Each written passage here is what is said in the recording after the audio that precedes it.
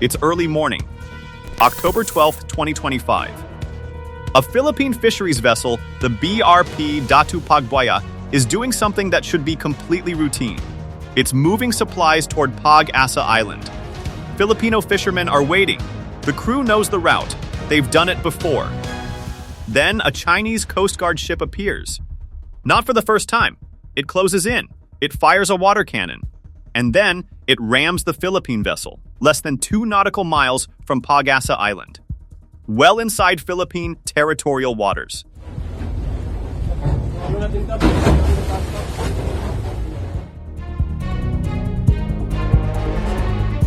This wasn't an accident. This was a simple message: you can claim this island all you want. But if we control the water around it, we control the island. Today, we are talking about the most consequential strategic problem the Philippines faces in the West Philippine Sea. Not missiles, not fighter jets, not naval tonnage, logistics. And why, if Manila doesn't solve it, Beijing might win this dispute without ever firing a single shot. Within the Philippine Exclusive Economic Zone, approximately 103 nautical miles west.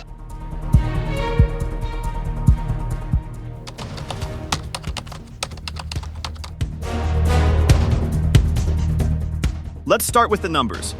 Pag-asa Island, also known as Thitu Island, sits nearly 480 kilometers from Palawan.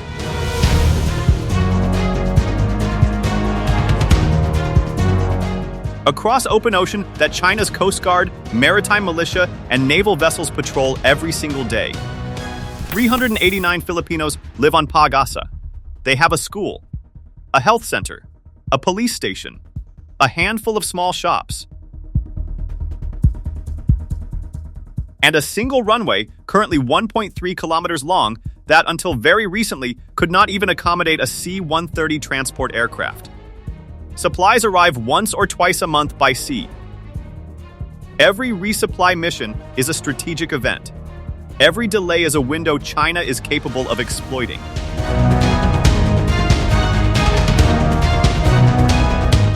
Now here's what makes this situation uniquely dangerous. While the Philippines has been trying to simply get food and medicine to its own citizens, China has been building a military base 26 kilometers away. Subi Reef. Construction started in 2013. Today, a fully operational Chinese naval and air base, confirmed by Philippine Navy Rear Admiral Roy Vincent Trinidad in August 2024. Runway, radar domes, hangar facilities, deep water port, missile systems. Outside the Philippines' exclusive economic zone, but sitting squarely inside the 12 nautical mile territorial sea of Pag-asa Island. Does not mean the South China Sea is becoming any safer. Quite the opposite. As Southeast Asian claimants have realized that Beijing is unable to stop their activities in gray zone methods alone, they have brought themselves into more and more frequent interactions with the CCG and militia. As CSIS analyst Gregory Poling has noted, China can see and hear and communicate across the entire South China Sea from these bases in a way no other power, including the United States, currently can.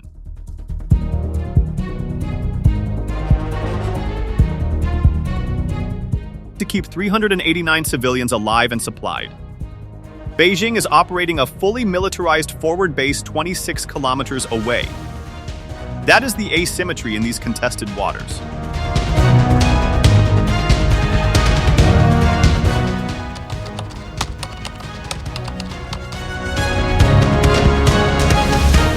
Here's a critical piece of strategic context that most coverage misses. What China is doing to Philippine resupply missions is not aggression for aggression's sake. It is a tested and deliberate playbook. Look at what happened at Mischief Reef. In 1995, Chinese vessels arrived. They built what they called temporary shelters for fishermen. Philippine officials raised concerns. China said, "Do not worry." Philippine Defense Secretary Gilberto Teodoro described it precisely at the Shangri-La Dialogue in 2024. He said, "There were a few bamboo structures. China said these were temporary havens for fisherfolk. Now you have artificial military islands, heavily militarized. The pattern is always the same. Establish a presence. Deny its purpose. Make the environment around a rival's features so hostile that resupply becomes untenable. Wait. Then formalize control. Second Thomas Shoal is the most visible current example. China has been systematically blocking Philippine resupply missions to the BRP Sierra Madre, a deliberately grounded ship where a small contingent of Philippine Marines maintains Manila's claim. In June 2024, Chinese Coast Guard personnel boarded a Philippine rigid inflatable boat, assaulted AFP Marines, and one Filipino Marine lost his thumb when a Chinese vessel rammed his boat during a resupply mission.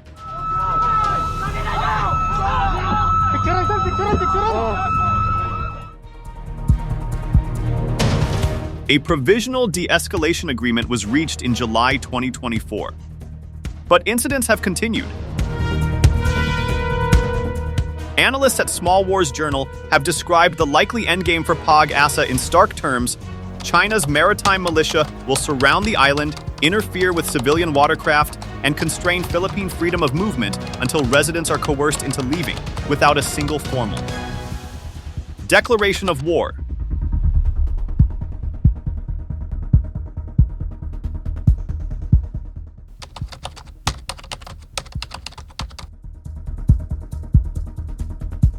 Now here is where the story gets interesting and hopeful than the headlines suggest. The Philippines is not standing still. Under President Marcos Jr., Manila has moved further and faster on West Philippine Sea infrastructure than at any point in the past 2 decades. Start with the runway.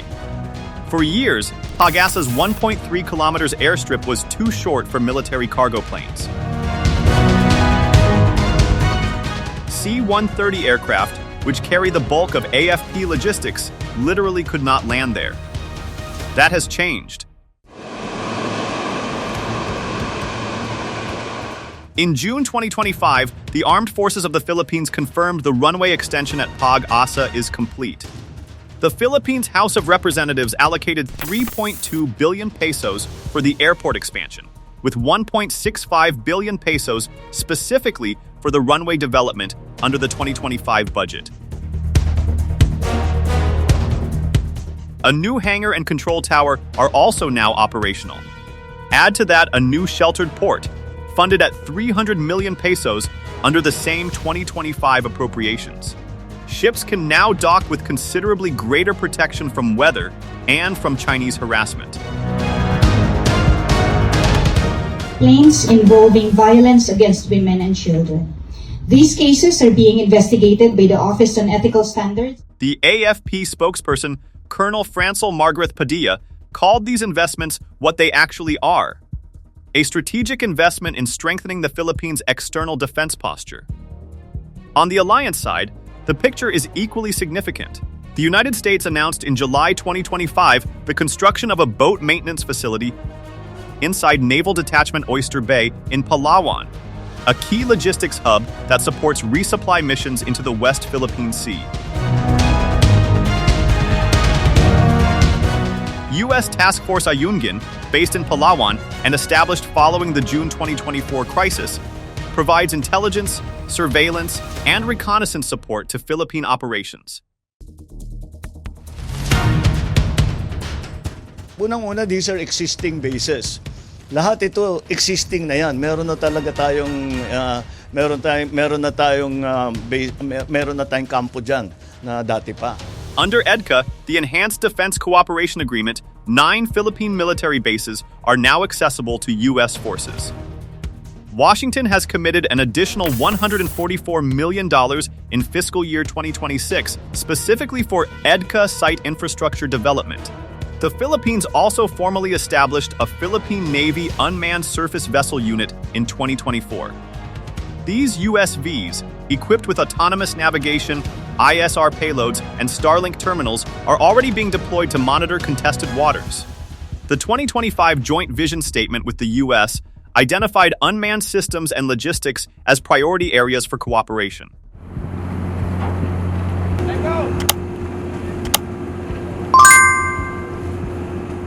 This is a real strategic shift.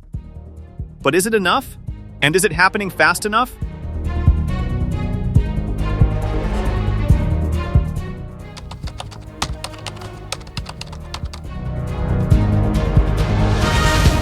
Here is where we get into the hard strategic medicine.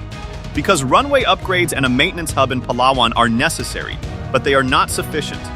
The gap between what exists today and what genuine deterrence requires is still significant.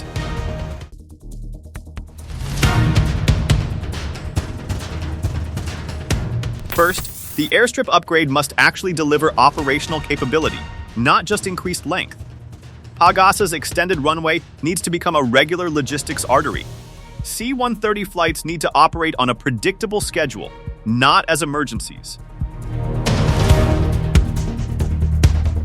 More frequent aerial resupply means fewer high-risk sea missions. It means faster medical evacuation. It means, critically, that the island's residents and garrison are not dependent on sea lanes that China can contest. Second, Manila needs fast, hardened, escort-capable resupply corvettes.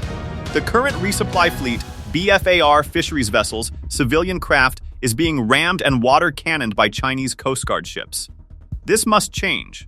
Missile-armed escort vessels that raise the cost of Chinese interdiction are not aggression. They are deterrence.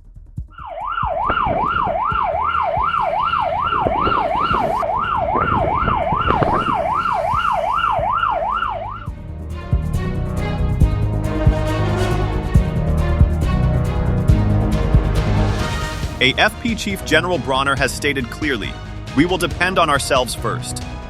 That principle requires the hardware to back it up. Third, pre-position strategic stockpiles on Pag-asa. If supplies are resupplied only once or twice a month, every gap is a potential crisis. Desalination machines, fuel reserves, medical supplies, ammunition, these need to exist on the island in quantities that make a short-term blockade strategically irrelevant. The AFP has already discussed installing desalination capacity on the BRP Sierra Madre at 2nd Thomas Shoal for exactly this reason. The same logic applies to every Philippine-held feature. Fourth, secure underwater communications cables. Electronic warfare is already part of China's toolkit in the South China Sea. Command connectivity cannot depend on systems that can be jammed.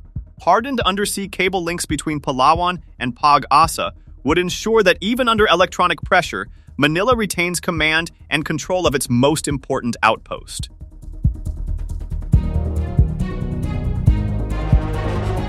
Fifth, and this is the most politically complex, Manila needs to formalize and expand the role of Allied support in resupply operations.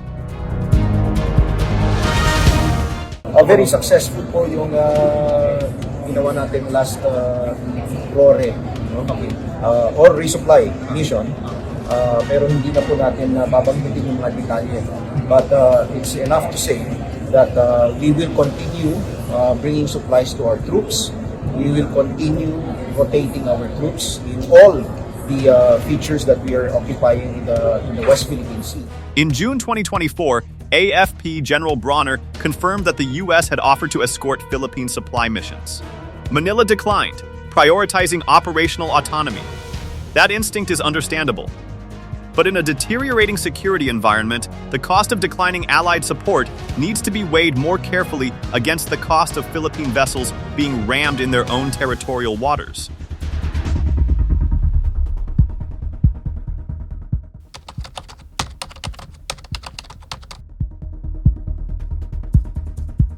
Let me leave you with the biggest strategic picture, because it extends far beyond one island. Pag-asa is not a piece of real estate. It is a test case. If China can successfully isolate, strangle, and ultimately depopulate a Philippine-administered island, without firing a single declared shot, It will have demonstrated to every South China Sea claimant that gray zone logistics warfare works.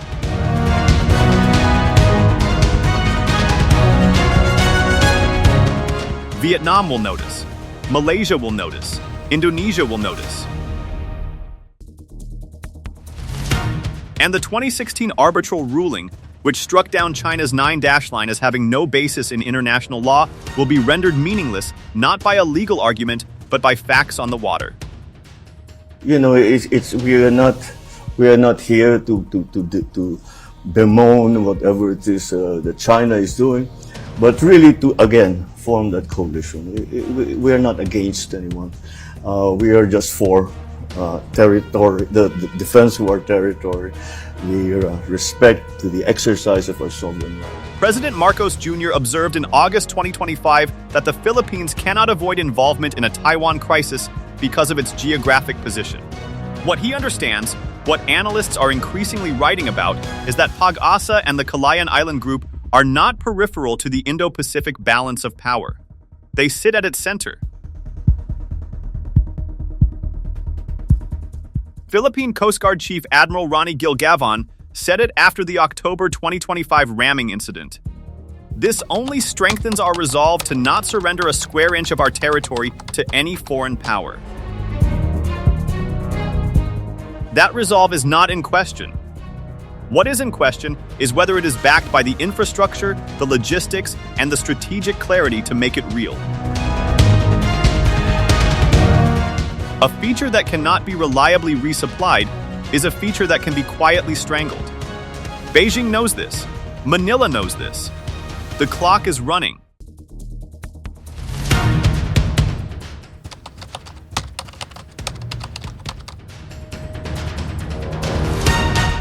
So here is the question I'll leave you with.